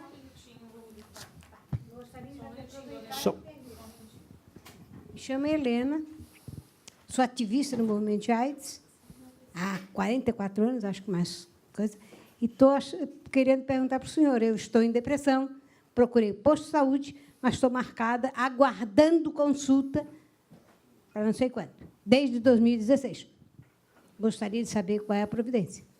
Até lá podíamos se suicidar, né? Dona Helena, aí depende de uma situação específica do seu caso. Na verdade, todos os serviços de saúde hoje contam com um suporte de psicologia, que é o primeiro recurso que a gente faz acesso, e, depois disso, com também uma avaliação psiquiátrica. Inclusive, para situações de urgência, os colegas têm a disponibilidade de acessarem os centros de atenção psicossocial, e, se, enfim, tivermos uma gravidade maior ainda, a nossa relação com o sistema de internação, por exemplo, que é também, às vezes, uma necessidade e uma falta grande, é com o Instituto de Psiquiatria. Então, enfim, dona Helena, teria que ver especificamente a sua situação e o que foi avaliado no seu caso, enfim, como é que foi feita essa avaliação, para entender a estratificação e por que a senhora não teve acesso ainda. A senhora está me falando de anos. Nós não temos lista de espera para atendimento da psiquiatria, por exemplo. Não existe um sistema de lista de espera. Então, aí tem que realmente entender. Acho que tem uma coisa, dona Helena, que é importante da gente poder pensar, que tem a ver com isso que eu estava falando no início. Ainda há uma dificuldade muito grande dos profissionais de saúde como um todo de entenderem a prioridade que são esse tipo de sofrimento. Eu acho que isso... não me choca, por exemplo, a colocação que o colega postou a respeito da dificuldade das equipes entenderem esse tipo de sofrimento. Eu acho que isso é uma realidade. Eu acho que nós temos um trabalho aí enorme a ser feito com os profissionais de saúde como um todo, e aí eu estou pensando desde a pessoa que atende na recepção de um serviço de saúde, ao enfermeiro que trabalha lá, ao agente comunitário, ao médico, enfim, toda essa população que transita nos serviços de saúde, de poder identificar e, principalmente, poder valorizar adequadamente qual é a prioridade desse sofrimento. Então, podemos conversar depois no final, posso pegar com a senhora e a gente vê a sua situação. Não é o meu caso específico. Uhum. Mas a pessoa amanhã já estará acompanhando para ser avaliada por um psiquiatra na Colônia Santana. E, às vezes, é a melhor alternativa que a gente tem ainda, é um serviço de urgência no Estado, com o qual a gente mantém uma relação bastante próxima, porque hoje, no Estado de Santa Catarina, é a única urgência 24 horas que nós temos da psiquiatria. Não tem nenhum outro lugar no Estado público, eu estou falando, tá? Não existe nenhum outro serviço público que tenha uma urgência 24 horas. A gente vem numa luta muito grande, junto com o Hospital Universitário, para a instituição da emergência psiquiátrica lá no serviço, e temos tido dificuldades bastante importantes na implantação desse serviço lá. Mas entendemos que precisamos de muito mais serviços que possam dar esse atendimento para essas demandas, não tenho dúvida nenhuma. Mais alguém para... Eu queria só fazer uma pergunta. Pode, doutora, com a palavra. E os CAPs, como é que funciona? A pessoa tem um problema, um transtorno mental, ela tem que passar pelo posto de saúde e vai ser encaminhada para o CAPs ou vai diretamente? O CAPs é o Centro de Atenção Psicossocial. Os CAPs são centros de atenção psicossocial, então são serviços especializados. E são para o que a gente chama, enfim, essa pelo menos é a disponibilidade proposta pelo Ministério da Saúde, transtornos graves. Então, na verdade, ele é porta aberta, todos os CAPs funcionam com sistema de avaliação de porta aberta, existe um profissional de plantão lá durante todos os turnos de funcionamento, que fazem a avaliação justamente disso que estamos discutindo, da gravidade da situação. Conforme a gravidade da situação, é que se estabelece qual é o local de acompanhamento que a pessoa vai estar. Se ela tem um transtorno grave e persistente, certamente uma parte do acompanhamento dela vai ser no CAPS. Acho que é importante a gente entender também que todo tratamento, enfim, quando a gente pensa da saúde, a gente não pode pensar em equipamentos específicos. Nós temos que pensar que as pessoas têm necessidades específicas e que, conforme essas necessidades, elas vão ser melhor atendidas num determinado local e por um determinado profissional, conforme aquela necessidade. Tem situações que nós precisamos do IPQ, nós precisamos de emergência do IPQ. Tem situações que nós precisamos de internação, e hoje a gente tem uma dificuldade enorme no estado de Santa Catarina, é um dos estados que nós estamos, e aí, em comparação com o resto do país, nós somos um estado que tem pouquíssimos leitos de saúde mental, de psiquiatria, né? Se a gente for comparar com o resto do país, nós estamos muito atrás de outros estados, enfim. Então, por exemplo, precisamos de leitos de internação, nós precisamos de emergências psiquiátricas, nós precisamos de ambulatórios especializados. E aí, conforme a necessidade, a gente deve atuar. Acho que a gente tem falta em todos esses pontos. Acho que isso é uma coisa importante da gente pensar. Nós temos falta tanto no nível primário da saúde, quanto nós temos dos serviços especializados. É óbvio que dos serviços especializados a nossa carência é muito maior, porque nós estamos justamente falando de profissionais que precisam de uma formação especializada, que precisam de um serviço específico, e isso inclui, não tenho como fugir disso, financiamento. E nós estamos vivendo hoje numa situação onde o que se apresenta para nós é nós não podemos aumentar os custos. Então, acho que nós temos que fazer um debate muito sério na sociedade a respeito de, bom, é isso mesmo? O que significa nós não podermos ampliar os gastos da saúde para os próximos 20 anos nesse país? Se a população do país vai continuar aumentando, como que nós vamos fazer para manter com os mesmos recursos que nós temos hoje? Então, acho que essa é uma discussão importantíssima. Como nós vamos fazer essa discussão com todo mundo? Não consigo deixar de pensar que, sim, tem várias ações que são de esclarecimento. E aí tem a ver com formação. Então, eu acho que nós temos, sim, um papel importantíssimo a discutir. Formação de profissionais de saúde. Quando eu estou falando de formação, eu estou falando, inclusive, da formação dentro das universidades, que a experiência tem me mostrado, eu trabalho num grupo de pesquisas especificamente de atenção psicossocial dentro da Universidade Federal de Santa Catarina, e as pesquisas que a gente tem feito com profissionais de saúde no país inteiro mostram que os profissionais saem das universidades, eu estou falando dos especialistas, tá? Não estou falando de quem sai da sua formação básica. Os especialistas saem sem saber atuar nessas situações na prática. Então, que tipo de formação nós estamos propondo? Que formação é essa que não nos dá o mínimo de recursos para o atendimento clínico e prático de situações, e estamos falando de situações graves e prevalentes, quer dizer, suicídio e depressão são situações tanto prevalentes quanto graves, né? Como que nós conseguimos conviver na sociedade entendendo que as nossas instituições formadoras não preparam para isso? Os currículos dos profissionais da saúde tocam pouquíssimo nas situações graves. Se a gente for ver, mesmo dentro do currículo de formação, por exemplo, da medicina e da psicologia, o tempo que se dedica para o cuidado desse tipo de situação grave, a senhora vai se surpreender. É muito pequeno, muito pequeno. E, além disso, a experiência prática durante a formação com pessoas em sofrimento grave é menor ainda. Como que a gente espera que essas pessoas estejam, então, lá na unidade básica de saúde, que possam fazer o reconhecimento e a priorização desse tipo de sofrimento, se eles não têm esse preparo? Então, precisamos pensar desde a formação, e não quero tirar aí a responsabilidade do setor saúde também de promover mecanismos de educação permanente dessas equipes para que elas possam, bom, se não aprenderam durante a formação, estão convivendo com essa realidade na prática e precisam, de alguma forma, se posicionar com relação a isso. Então, nós temos que ter um investimento importante de educação permanente desses profissionais. Nós precisamos ter protocolos claros para esse atendimento. que é uma outra dificuldade.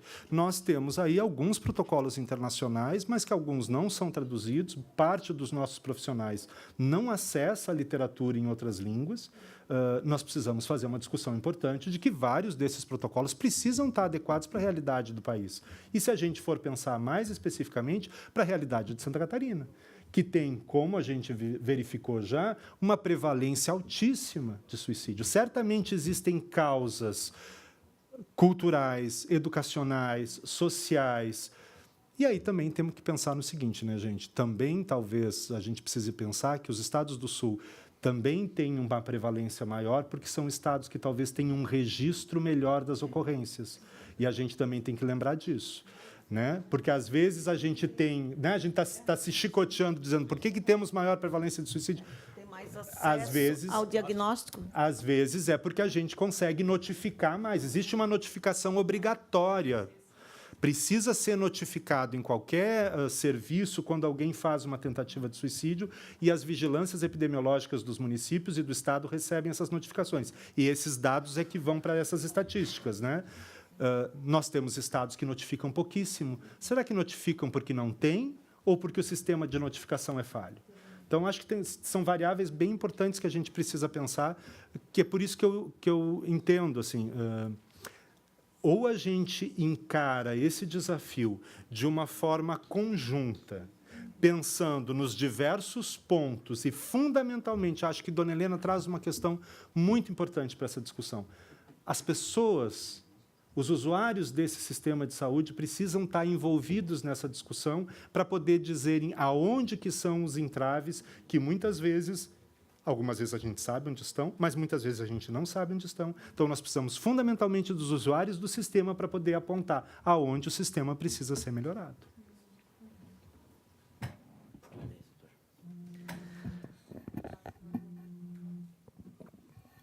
O nome, por favor? José Carlos, sou voluntário do CVV. As estatísticas também dizem que o nível de suicídio também é alto entre os profissionais da saúde e agentes de segurança. Temos que lembrar também, então, nessa questão também, que os profissionais também têm que ser acompanhados por causa disso. Frederico, fizesse um comentário.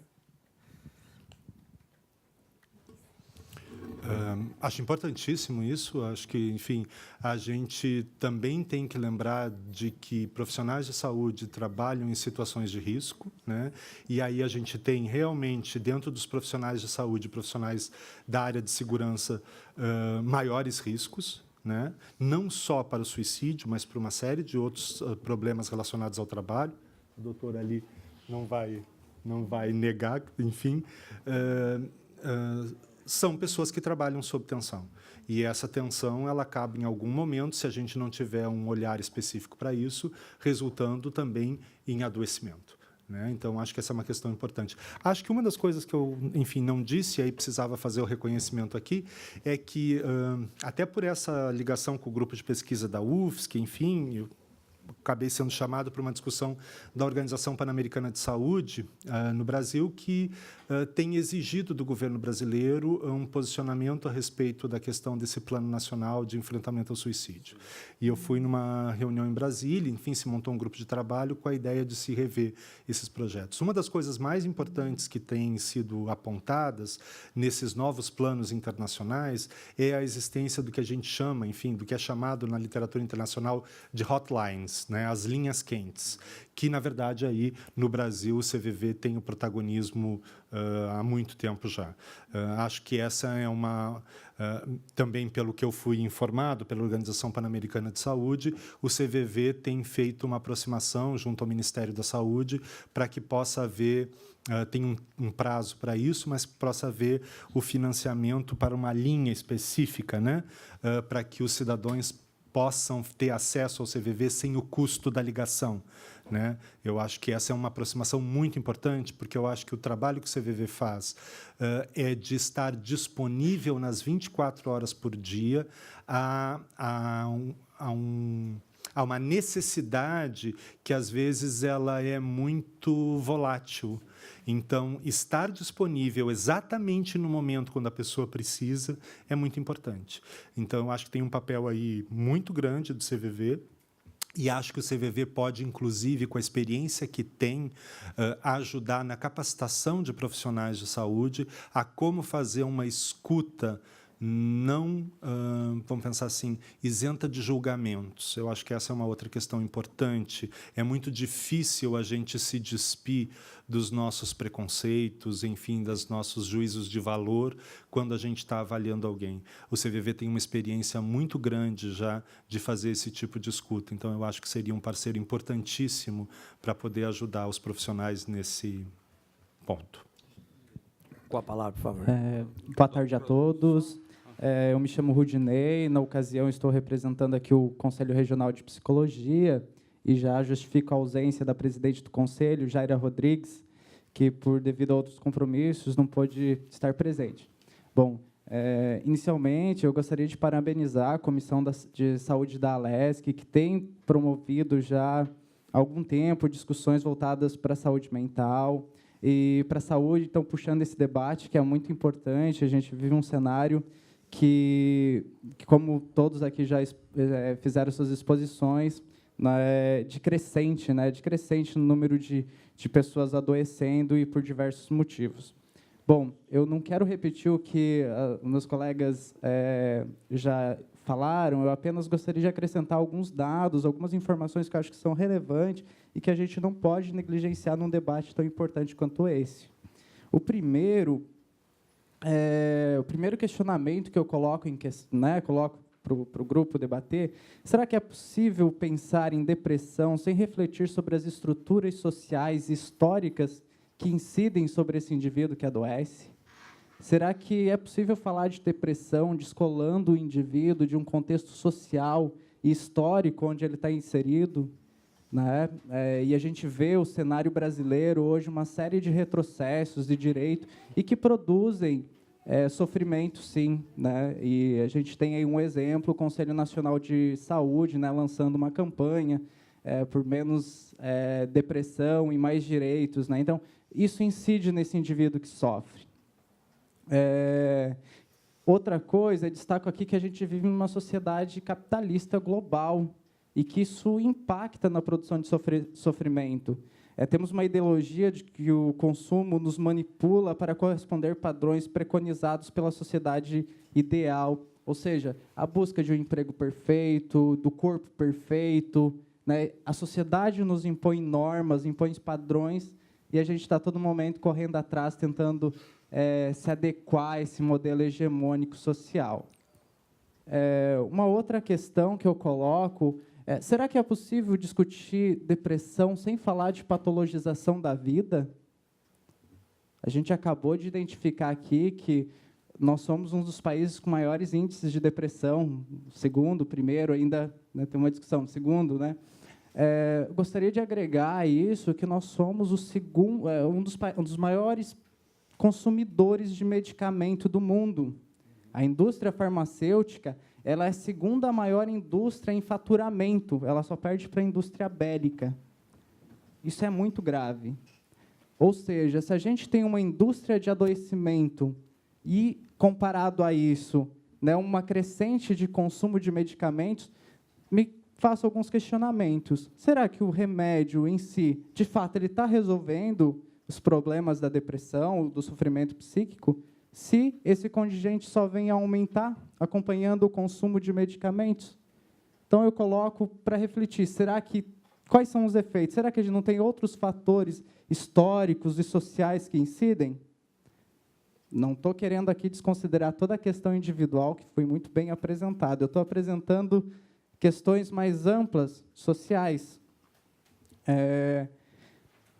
Então, lançando assim uma luz, né, para essa discussão, a gente tem que pensar nos aspectos sociais, históricos, sim, quando a gente fala. Não dá para falar de indivíduo sem localizá-lo num contexto histórico e social.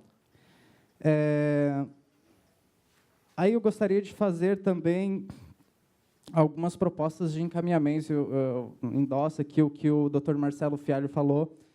precisamos urgente, sim, sair daqui com um plano, com um projeto de prevenção do suicídio. É uma temática urgente, assim, a gente tem se deparado com isso no Conselho de Psicologia e tem prestado orientação para os profissionais, mas a gente precisa, de forma mais ampla, dar uma atenção maior a isso. E também, Marcelo, quando você traz a questão do atendimento à crise de emergência e nas unidades de emergência, existe, sim, hoje, o único atendimento é feito no IPQ, né, no Colônia Santana, mas isso tem um motivo especial. Para vocês terem uma ideia, a grande Florianópolis não tem CAPS 3 funcionando. Tem a estrutura, mas não está funcionando. O que é o CAPS 3? CAPS 3 ele é um serviço um centro de atenção psicossocial que atende 24 horas, que ele é criado para municípios acima de 150 mil habitantes. É isso, né? Então, a gente já teria demanda para ter aqui na Grande Florianópolis. Por isso que os casos de internação, muitas vezes, são direcionados para o hospital psiquiátrico e não para a rede substitutiva hospitalocêntrica, como a instalação do CAPS, do trabalho em rede, né? Então, eu gostaria de que essa comissão tirasse como um encaminhamento que a Secretaria de Saúde prestasse esclarecimento ou o órgão competente responsável por que nós não temos um serviço de atenção psicossocial 24 horas, sendo que a gente já tem demanda, já tem população, né? Tem população suficiente, já tem demanda para isso. Eu acho que são essas, né? Eu gostaria de falar que o CRP está à disposição também para continuar nesse debate. A gente acha muito importante. Nós temos uma comissão de saúde também que se debruça sobre isso. Tem um GT Clínicas que tem produzido referências, tem produzido orientação para a categoria, e a gente está à disposição para continuar os diálogos. Com a palavra, o representante do CBV. Resgatando a fala do Dr. Marcelo anteriormente, a respeito do telefone, 141. É 141 atualmente, mas, se Deus quiser, até outubro, Santa Catarina vai ter 188, que é gratuito. Já foi implantado no Rio Grande do Sul, pioneiro, porque é onde tem a maior incidência de suicídio, logo em seguida estamos nós, né? Lamentavelmente, nós estamos nessa estatística aí. Até outubro, se Deus quiser, né, e a política nos permitir, lá Brasília se possa ficar um pouco mais calma, o 188 estará à disposição em toda Santa Catarina, às 24 horas, com a vantagem de que você pode usar o seu celular para falar no 188, e não vai pagar nada. Hoje, o 141, pelo menos, ainda tem o pulso local. E outro assunto que, dentro do que o Marcelo trouxe, nós, do CVV, estamos oferecendo à comunidade, principalmente para o pessoal da área de saúde, um chamado curso de escutatória, que seria, nós já andamos conversando com alguns postos de saúde, oferecendo esse curso, que é para os profissionais ali, os que atendem, até os médicos, enfermeiros, possam aprender a escutar um pouquinho mais a pessoa que ali está, e não ver aquilo com mais um número apenas que tem que atender o paciente. Fazer o exercício que a Anita falou da empatia, tentar se colocar no lugar do outro, tentar melhorar a nossa audição. A gente tem oferecido esse curso também. Obrigado. Nós temos uma pergunta vindo através do Facebook, Andréia Coradi, a nível de infância e juventude. Há algum estudo acerca do oferecimento de serviços específicos, tanto na prevenção quanto de tratamento? Bom, eu vou iniciar respondendo o Rudinei. Rudinei, eu acho que tem coisas bem importantes que você coloca que eu acho que são fundamentais para a gente poder ampliar esse discurso. Do meu ponto de vista, não tem como a gente discutir suicídio ou depressão sem pensar nos aspectos sociais e sem entender como essas questões estão interrelacionadas ao modo de vida contemporâneo. Eu acho que isso é uma questão bem importante para a gente justamente não cair na armadilha que é a tua discussão seguinte de patologização da vida. Acho que isso é uma discussão que vem desde a década de 70, não sei se todo mundo está apropriado dela, mas essa é uma discussão que vem a dizer do cuidado que a gente tem que ter para não classificar todo tipo de desconforto ou sofrimento como doença. Porque, a partir daí, a gente tira e despotencializa a capacidade de enfrentamento das situações sociais, relacionais e subjetivas que precisamos fazer para um outro que esse sim vai, através do medicamento ou de uma técnica específica, fazer com que a gente melhore. Eu acho que a Anita já havia falado isso no início da apresentação dela, que eu achei bem importante quando ela ressaltou. Eu acho que essa é uma conversa bem importante e muito difícil, porque, na verdade, eu acho que a gente também tem que fazer a leitura do quanto nós mesmos estamos envolvidos nesse processo, Rudinei, e o quanto nós, na nossa vida diária, fazemos a medicalização da vida ao menor sofrimento que temos. Então, acho que essa é uma discussão bem complexa, difícil, né? Mas que a gente não pode fugir. Então, entendo que não temos como fugi-la. Estamos envolvidos, como você mesmo disse, a gente vive num mundo capitalista. E existe toda uma questão da produção relacionada a isso, e existe também toda uma questão da frustração por não atingir aos ideários sociais que nos são colocados. Esses ideários que a Anita coloca a importância do ter e do ser. Né? Cada vez mais a gente vive numa sociedade que nos cobra o ter, que nos cobra sinais visíveis e apresentáveis aos outros de sucesso, e muitas vezes esses sinais de sucesso eles não são realistas. E com isso existe uma frustração enorme, né? Tem uma discussão bem importante hoje no mundo sobre o que seja o sofrimento psíquico na contemporaneidade. Maria Rita Kell é uma psicanalista que faz uma discussão bem importante, que, se vocês tiverem chance de ouvir a discussão que ela faz sobre isso, é bem legal, tem no YouTube, enfim, eu acho que é uma boa fonte de aproximação a respeito dessa realidade. E eu acho que é isso, eu acho que não tem como a gente fugir, a gente está envolvido, faz parte da sociedade que a gente vive, faz parte das nossas relações. Como é que a gente consegue ter um mínimo de distanciamento para criticar esse próprio sistema ao qual estamos vivendo e da qual somos, enfim, participantes, né? Acho que isso é bem importante. E, por último, com relação, enfim, à questão dos CAPS-3, eu acho que falta, sim. Eu acho que nós temos vários municípios no Estado, hoje, que têm população suficiente para abertura de serviços do tipo CAPS-3. Como o Rudinei falou, CAPS-3 é um serviço especializado para acompanhamento de situações graves de saúde mental, com a diferença de que eles funcionam 24 horas por dia e que permitem um período de observação, de abrigamento, de acompanhamento. A gente não chama de internação porque não são leitos, mas, enfim, um período de acompanhamento, de observação para os momentos de maior fragilidade, vulnerabilidade das pessoas, em qual, é claro, se encaixam várias questões, inclusive, por exemplo, um risco de suicídio, né? Então, nós temos no Estado hoje população em vários municípios para isso, temos população, inclusive, porque o Ministério permite vamos dizer assim, o aglomeramento de municípios para que se possa fazer um serviço desses regional, né? Nós temos, inclusive, um plano no município que, quando eu cheguei para trabalhar no município em 2011, eu estou aqui há pouco tempo, tá? Já havia, e que continua lá. Nós temos todo um projeto, estamos todos os custos, temos todos o que é necessário para isso, mas não temos financiamento.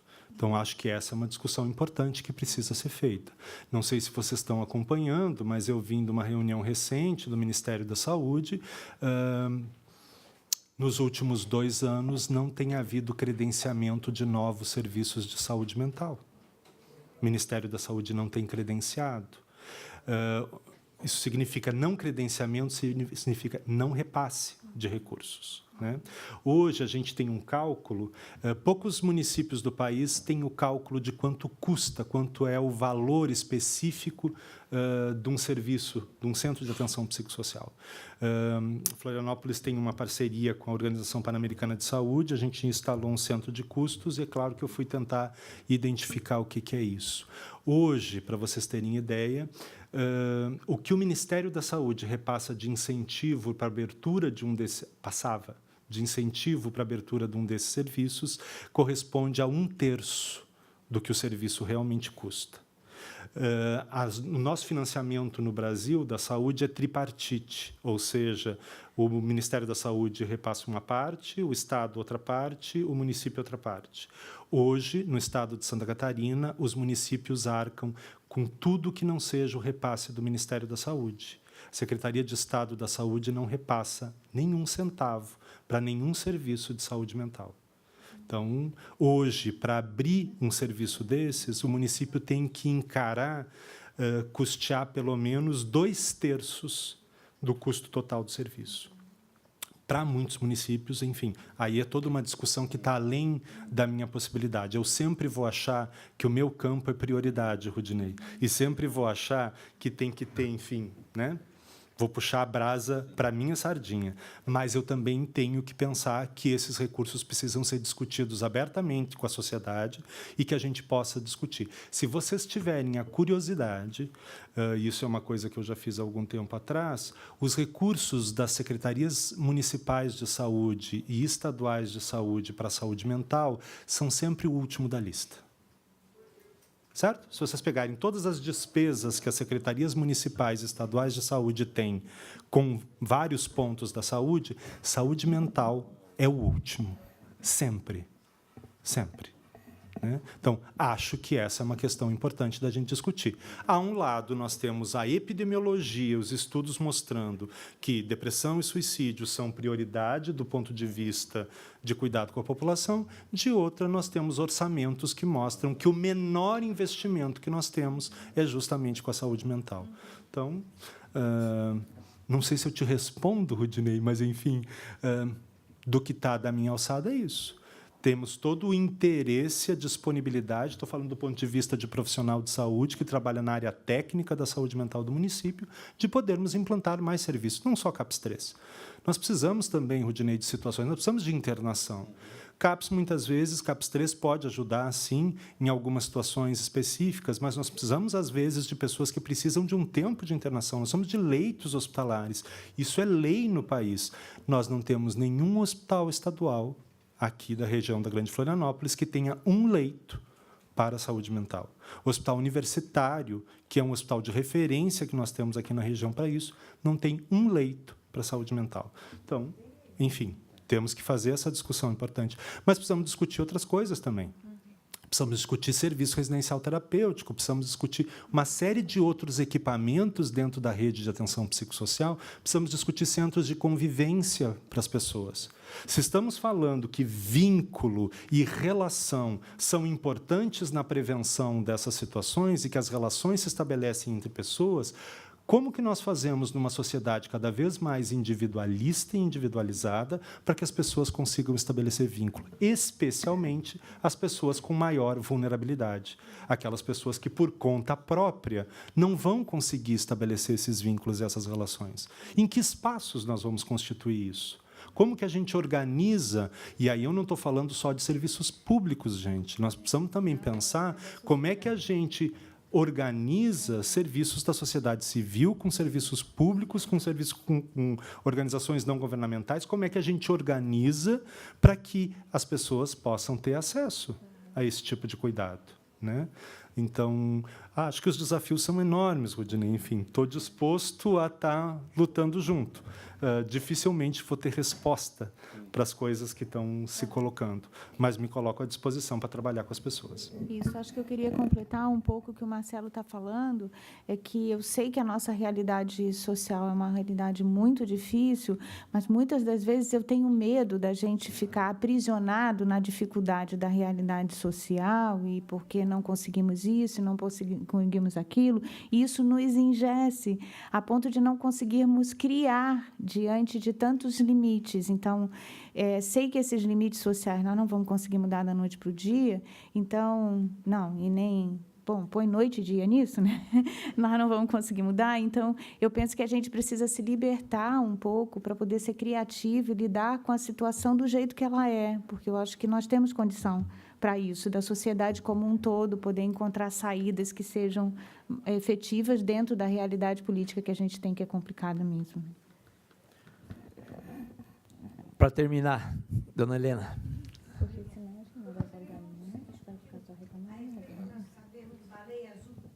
Que nós tivemos um caso aqui, que foi a suicídio aqui na ilha, né? E isso não ser discutido, isso está atingindo nossos adolescentes. Outra questão é dizer, eu, usuária de droga, estou na rua, estou usando porque estava em depressão e fugindo da depressão, eu estou usando e abusando, e nós temos assim, uma demanda muito grande que procura, sim, o serviço psiquiátrico. E a gente tem aquela dificuldade. Colônia Santana, e hoje perguntar para o senhor, parece que existe uma lei já aprovada que os hospitais com 100 leitos ou um mínimo de leitos tinham que ser 10% destinado na área psiquiátrica. Se isso está funcionando, ou como que a gente pode cobrar aqui da Comissão de Saúde para que isso seja implementado em Santa Catarina?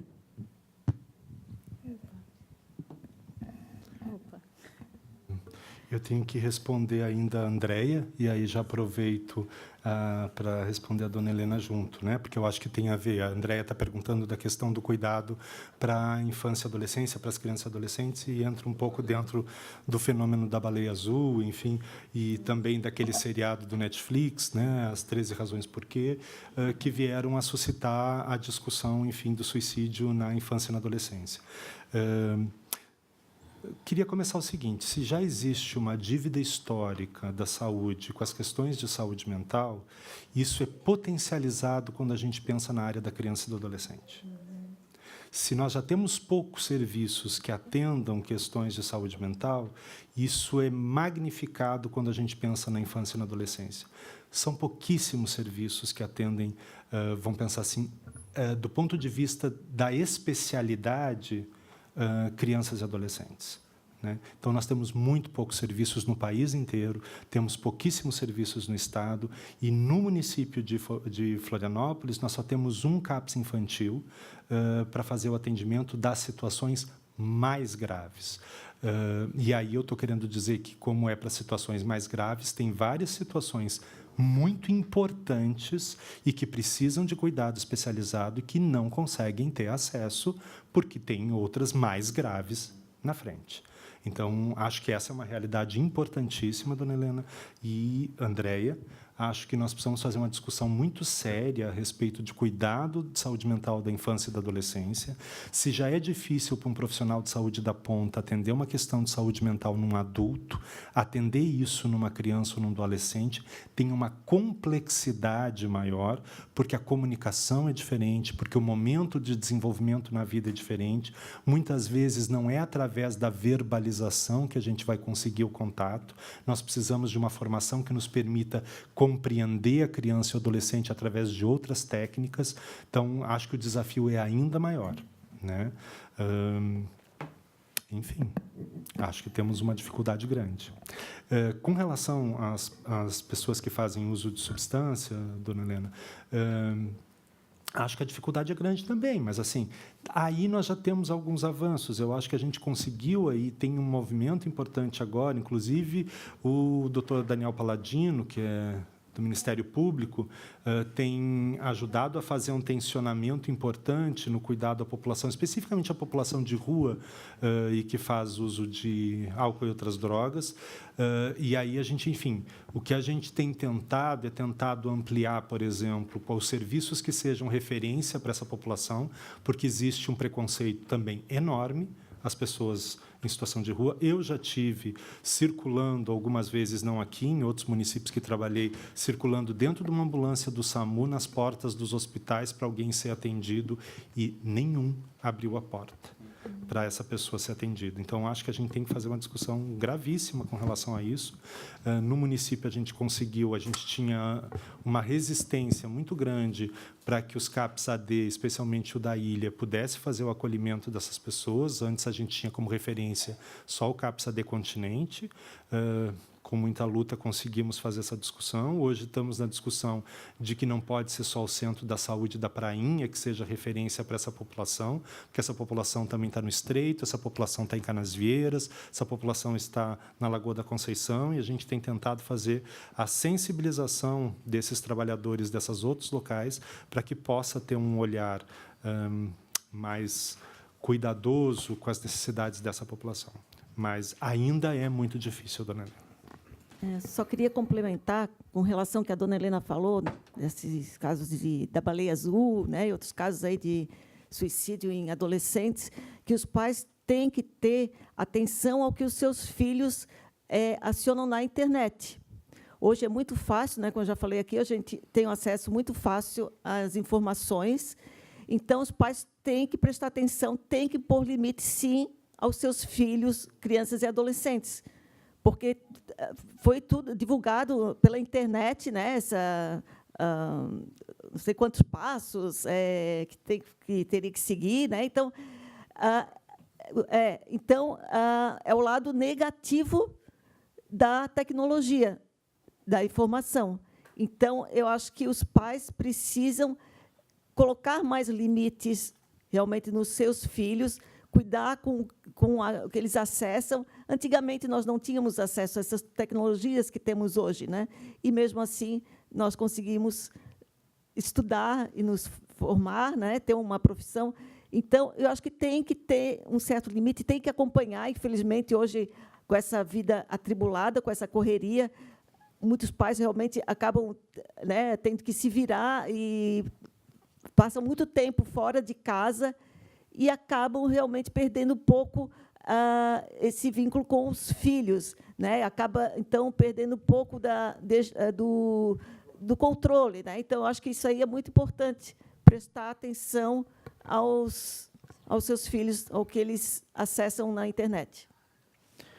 Nós gostaríamos de agradecer a todos vocês, mas especialmente a doutora Dolores Cunha do Amorim dos Santos, que representa o Tribunal Regional do Trabalho, a nossa psicóloga palestrante, Anita Bacelar, o assessor parlamentar da Polícia Rodoviária Federal, Kleber da Silva Lemos, o senhor coordenador do Centro de Valorização da Vida, José Vilela Sobreira, e o nosso médico psiquiatra, Dr. Marcelo Fialho.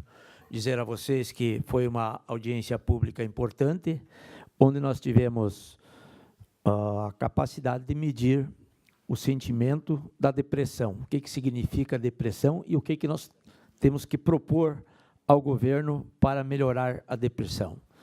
O Dr. Marcelo foi taxativo. Investimento de todos os governos, não só estadual, né, federal e municipal. Os governos têm que se preocupar com a depressão. Nosso muito obrigado a todos. Está encerrada a presente audiência pública.